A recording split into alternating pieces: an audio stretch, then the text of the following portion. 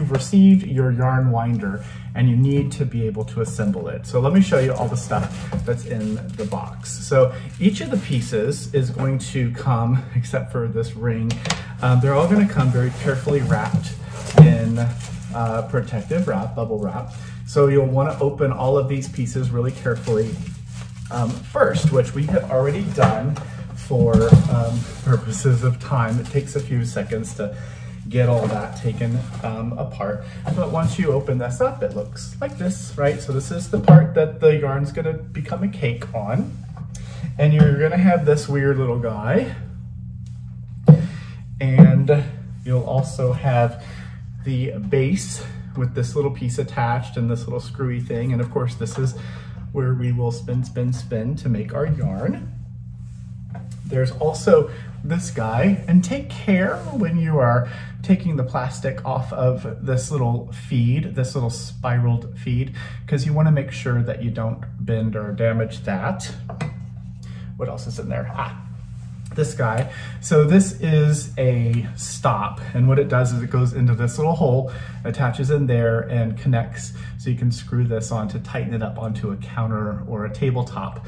So if you are concerned about the underside of the table, you can put a little piece of felt or of like a fuzzy dot or something onto this piece. The underside of the actual yarn winder has these little foam rings. So, and of course, this ring, right, the belt. So the first thing that you'll need to do is detach this part here, and you'll see, once I get this off, you see that this hole here, it doesn't have any threading in it, but this side does. So the way this one was put together,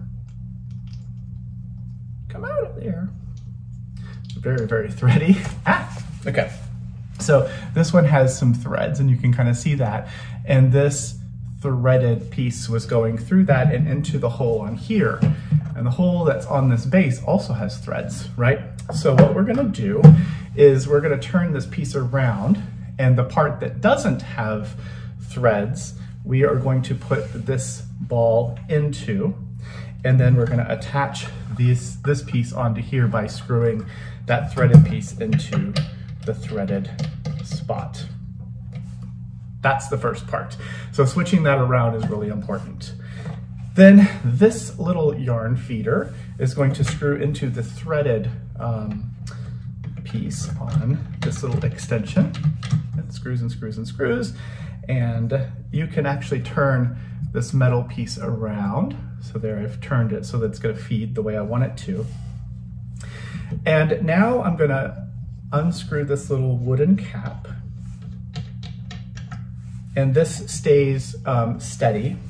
You'll also get a little bottle of the oil that you can use, and you can put just a drop or so on the solid part of this, or you can put a drop of it inside here on this metal piece. But that, once you've done that, it's gonna slide on there, and then this gets reattached like this. Okay, almost assembled. So now we got to get this to go on here, and if you just try to fit this on, it's going to this little piece is going to hit this knob, and it doesn't connect, and it feels like it's not going to work. But the magic is you just lift this up. See, so lift that up, put that in to here, let it slide on there, and then when you let go, it's gonna be there. It's gonna stay right where it is. Now this ring.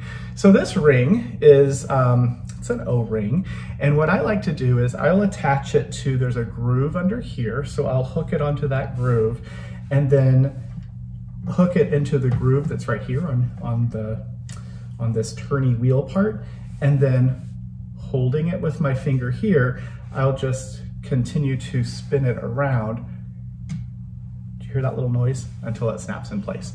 And now when I turn this disc, my ball winder is winding.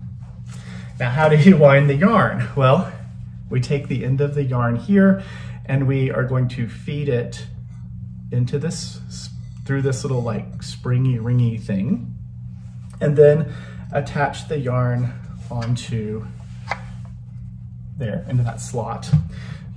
So you could do it just singly, or I usually will double it and sort of twist this around to give it a little more like thickness.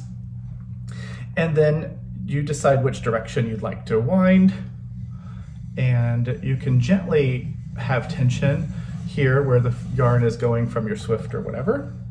And you see how this thing is sort of wiggling around because it's not attached at all. I'm going to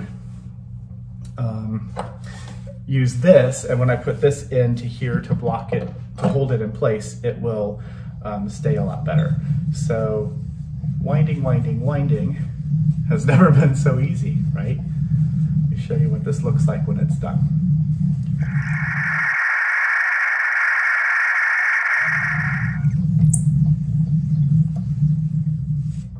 Okay, here I am at the end of my yarn, just a little tiny bit left. And of course, get that off the end here.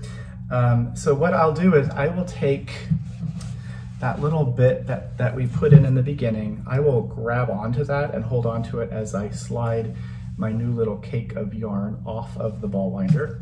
And this isn't a giant, I didn't use a full ball here for example. And then I will take the last little bit and hold it onto my thumb, wrap it with my thumb and around my thumb and the cake of yarn. And then when I get to the end of, I'll just tuck the end under there, and now I have a cake of yarn that is a center pull ball. That's how easy it is to use this, this yarn winder. I'm not calling it a ball winder because it makes cakes of yarn. When I'm done using this, the other thing that I will do is I encourage you to just lift up this little rubber piece and get it so that it doesn't have tension anymore. So I just let mine live like this. That's what it looks like in my studio. It's what I think it should look like also at your home. And when you're ready to use it again, just simply hook it into that groove, line it up with this groove, hold on to it here, give it a little bit of a twist, and you're back in business however you need it to go.